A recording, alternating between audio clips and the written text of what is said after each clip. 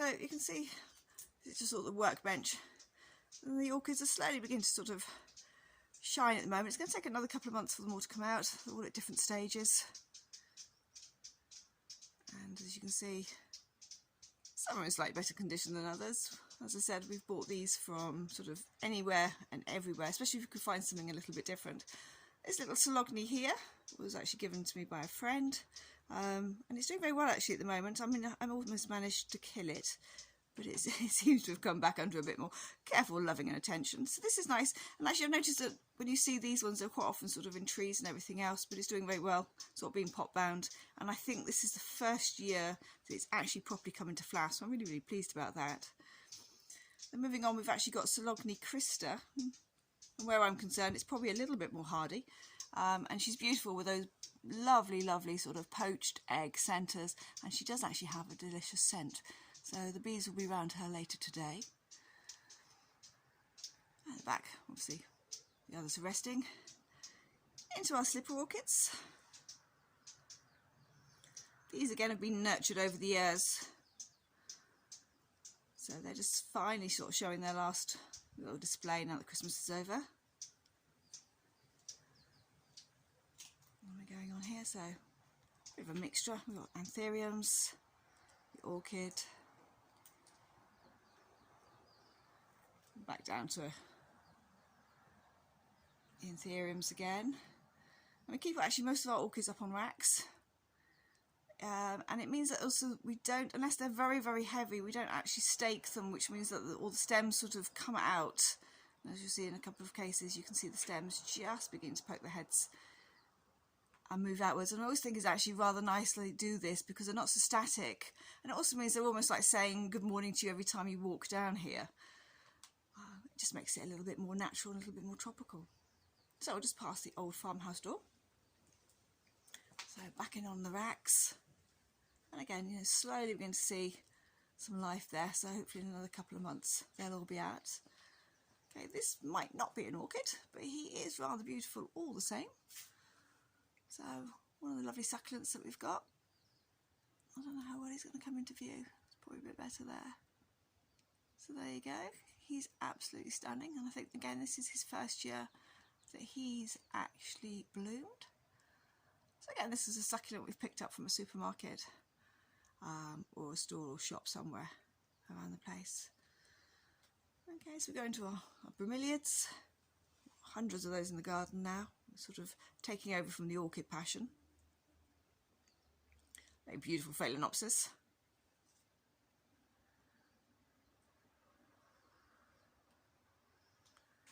Again, I mean, they are beautiful and they do make you feel happy even on a dull day. There's something about them with the colours, striations and everything else. I think you can look at those and you can actually feel a momentary feeling of joy, which is in these dark days is exactly what we need. So again, up on the racks, this just makes it easy for watering care. We can keep an eye on them a bit easier, and also to get some fresh air around them. They don't actually like being crowded together too much. So I'll just move you into the main. So this is the more protected area of the orchid section. And as you can see, these ones are slightly more in advance because it's just slightly warmer in here than it is out on the other section. So we've got again the Phalaenopsis.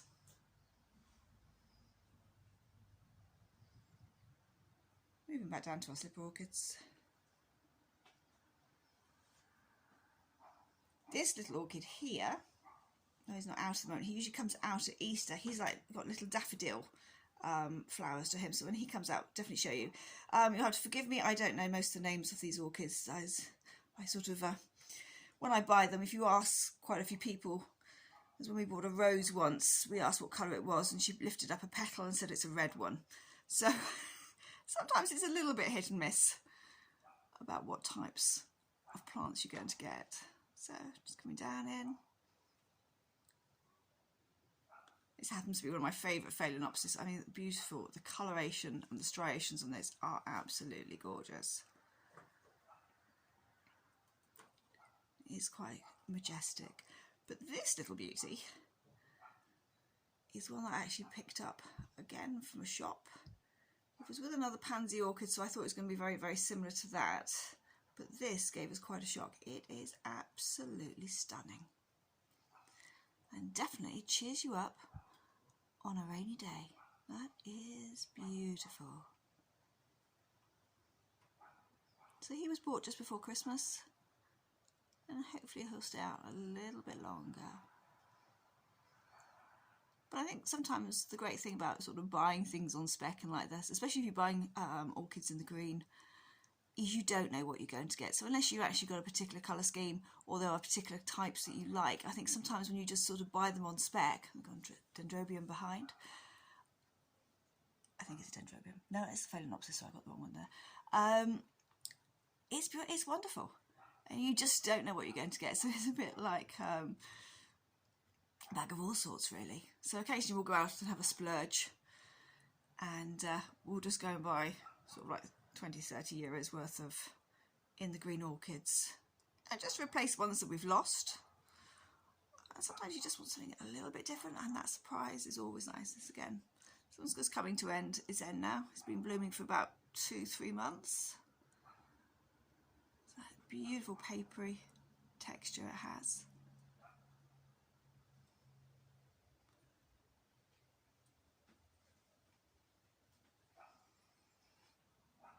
So these are the main orchids down in the house. And then we'll just move into the Cymbidiums, who are looking fantastic this year. It's been a little bit cooler, although we've had sort of heat waves, and then actually the temperatures have dropped. Cymbidiums, as you know, like it cool, and these ones are certainly beginning to look good this year.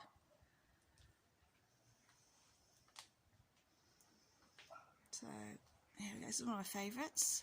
So we'll get her into view. Isn't that beautiful?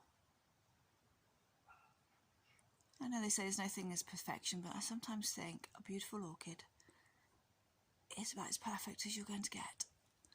So she's been out. Others are obviously coming out now, getting ready. So different stages here of growth.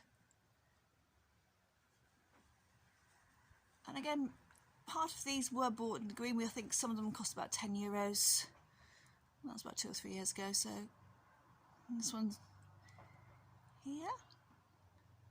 Again, it's absolutely beautiful. And she started coming out before Christmas. And here we've just turn around properly. Just beginning to come out. So all that promise is still yet to come, which is absolutely lovely. I'll see if I can get this into a bit more focus.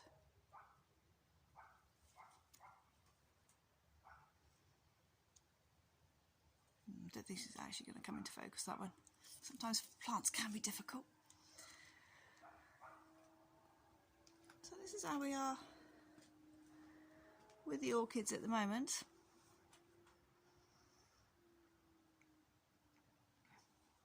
And we stake them, obviously use little butterfly clips.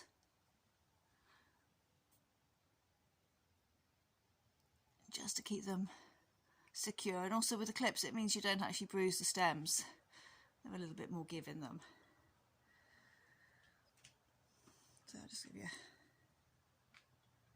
oops, that's not coming into view very well. There we go. Excuse me on all this.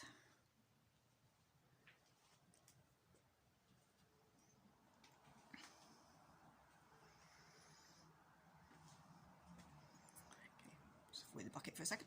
Right, just going to take you back to one last little orchid, and it's this little beauty here. Now,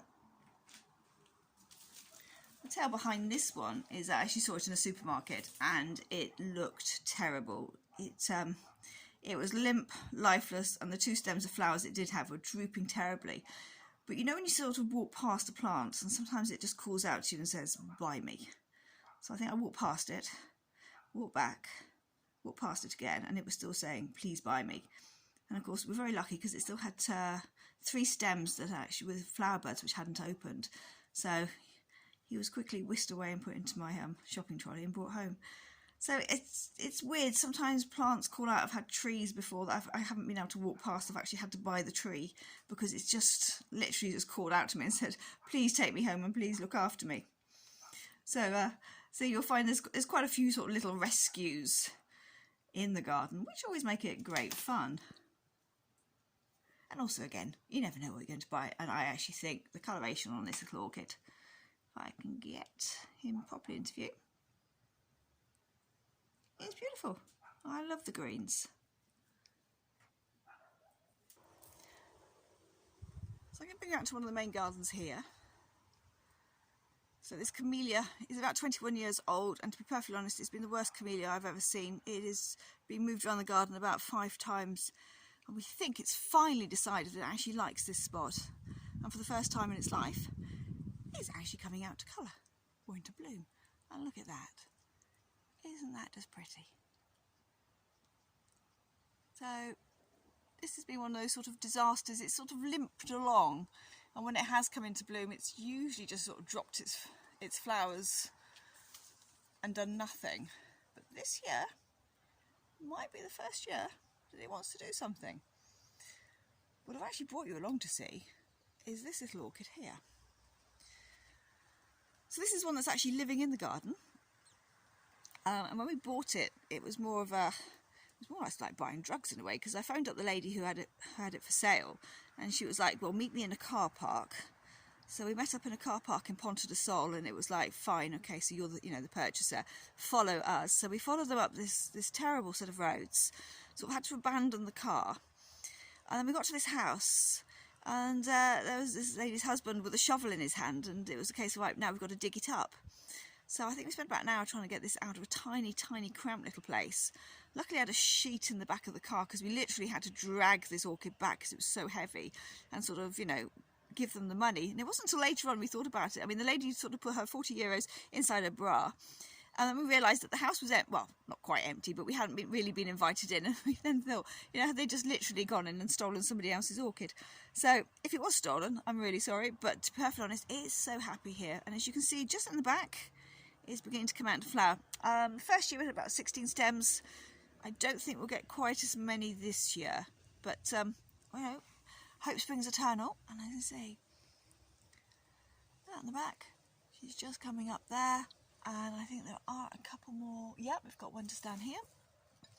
So this is quite a droopy orchid. So finding the leaves and the flowers and everything else can be a work of art.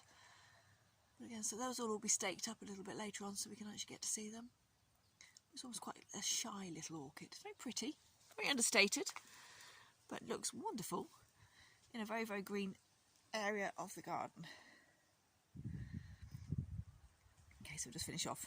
And of course, like everything else, we've got loads and loads of bromeliads in the garden. They add just so much instant sunshine into your life.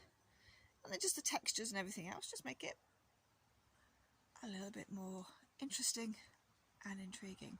So there we go. So that's today's edition of Armadillo Garden. It was just really about the orchids, and we'll see you next time. If you like the video, can you press the like button, and if you want to, subscribe. Thanks very much indeed. Bye.